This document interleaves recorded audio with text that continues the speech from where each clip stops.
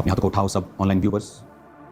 खुदाबंद आज इस रोज की रोटी प्रोग्राम में जितने लोग इस वचन को सुने, खुदाबंद तेरा पाक रूह उनसे बात करे और ये छुड़ाए जाएं। तेरे वचन के वसीला से खुदाबंद एक एक जन तेरी अनॉइंटिंग, तेरी हीलिंग, तेरी डिलीवरेंस को हासिल करे, बड़े बड़े काम करे खुदाबंद, तारों के समान चमके। ये वचन की जिंदगी में 100 गुना फलों को लेकर आए, प्रभु यीशु के नाम आमीन। Hallelujah. God bless you all. आज रोज की रोटी प्रोग्राम, मेरा बिलीव है कि ये वर्ड जो मैं आपको दे रहा हूँ ये आपकी लाइफ को सेम नहीं रहने देगा। आपको मैं इनवाइट कर रहा हूँ आज कल की बड़ी मीटिंग के लिए, छुटकारा सभा के लिए, हीलिंग मीटिंग के लिए, जो आपकी लाइफ में परमेश्वर ही आपको देता है ऐसा अवसर कि आप परमेश्वर की प्रेजेंस में जा सकें और उस हीलिंग को, उस डिलीवरेंस को ले सकें।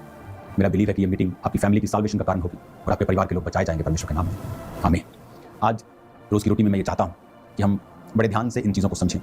अगर हम बाइबल को खोलें नए नियम में, तो प्रेरितों के काम के बाद जहाँ पर पतरस है, जहाँ पर पौलुस है, जहाँ पर दूसरे अन्य परमेश्वर के चुने हुए प्रेरित हैं, हमें मोस्टली जो पत्रियाँ मिलती हैं वो पौलुस की मिलती हैं। हम रोमियो की बात करें, उसके आगे हम कुरिन्थिया है, गलातिया है, फिलिपियो है, इफिसिया है, तिमुथियुस है, इसमें थिस्सलुनीकियों है, कुलुसियो है। अगर आप इन सब पत्रियों को देखेंगे तो आप देखेंगे कि पतरस ने किन विषयों पर इन पत्रियों में अपने लोगों से बात की है। मोस्टली पौलुस ने करैक्टर के ऊपर बात की है।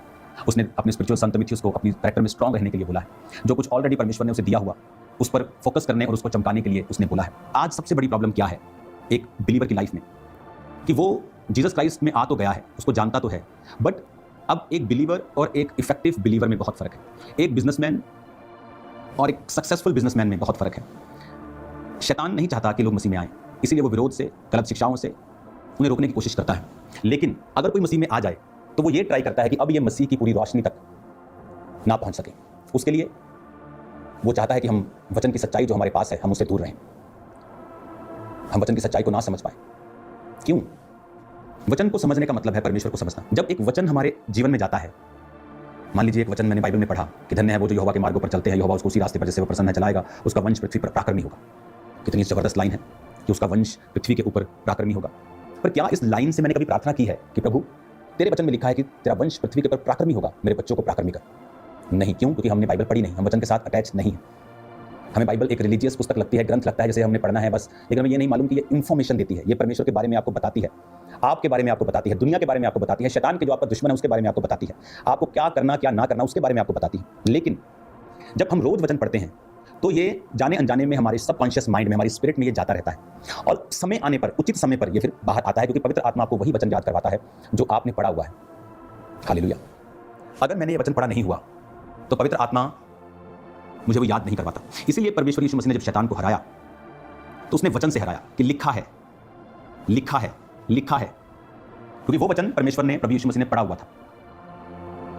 और जब वो पढ़ा हुआ था तो समय पर वो बाहर निकला। अपने हाथों को उठाओ, एक प्रार्थना आप करेंगे कि प्रभु जो वचन मैं पढ़ूं उसे ग्रहण करूं और शैतान के खिलाफ मैं उसे इस्तेमाल करूं और जय पाऊं। मांगो ऊंची आवाज में। प्रभु यीशु मसीह के सामर्थ्य नाम में हम मांगते हैं, आमीन। हालेलुया। अब आपकी लाइफ का जो रिजल्ट है वो इस बात पे निर्भर करता है आपकी प्रार्थना कितनी इफेक्टिव है। प्रेयर इज लाइक कि आप एक मुकदमा लड़ रहे हैं। एक वकील 5,000 भी लेता है और एक वकील 25 लाख एक केस का भी लेता है। 25 लाख वाले को संविधान की नॉलेज है, वो इफेक्टिव है। उसी तरह से जो लोग वचन को समझते हैं और ये समझते हैं कि परमेश्वर के वचन में हमें कौन से अधिकार मिले, कि प्रभु ने कहा जो दिन रात मेरे नाम की दुहाई देंगे क्या मैं उनका न्याय नहीं करूंगा, तो इसका मतलब दिन रात उसके नाम की दुहाई देंगे प्रभु उनका न्याय करेगा। पर क्या मैंने दिन रात उसके नाम की दुहाई दी? क्या मैंने अपना मुकदमा लड़ा? अगर लड़ा तो क्या इमोशनली लड़ा या वचन के बीच से लड़ा?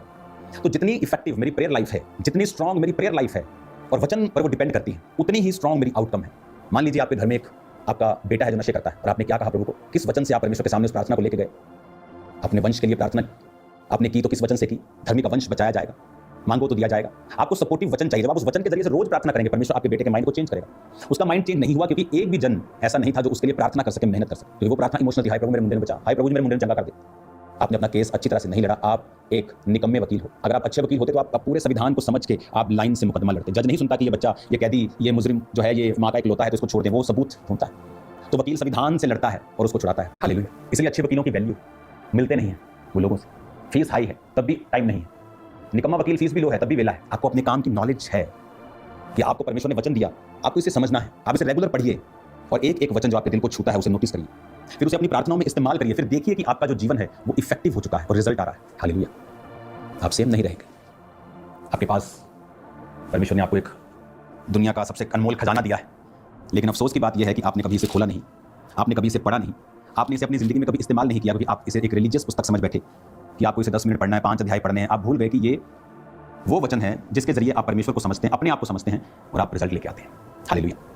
रोज़ वचन पढ़ें, अपनी लाइफ में उसे यूज़ करें। अपने हाथों को उठाओ। कल बड़ी मीटिंग होगी, संडे बड़ी मीटिंग होगी, अनॉइंटिंग ऑयल मीटिंग होगी। परमेश्वर का आत्मा आपको ब्लेस करेगा इन मीटिंग्स के दौरान।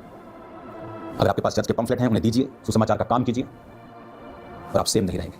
आज से वायदा कीजिए, प्रभु आज से मैं रोज़ वचन पढ़ूंगा और अपनी प्रार्थना को इफेक्टिव करूंगा और मैं रोज़ सुसमाचार सुनाऊंगा और रोज़ गवाही। मेरा बिलीव है कि जो इस वचन को सुनकर रोज़ बाइबल पढ़ के वर्सेस के साथ प्रार्थना करेंगे, वचन को समझेंगे और जानेंगे, तो बड़ी गवाहियों के साथ वो वापस आएंगे।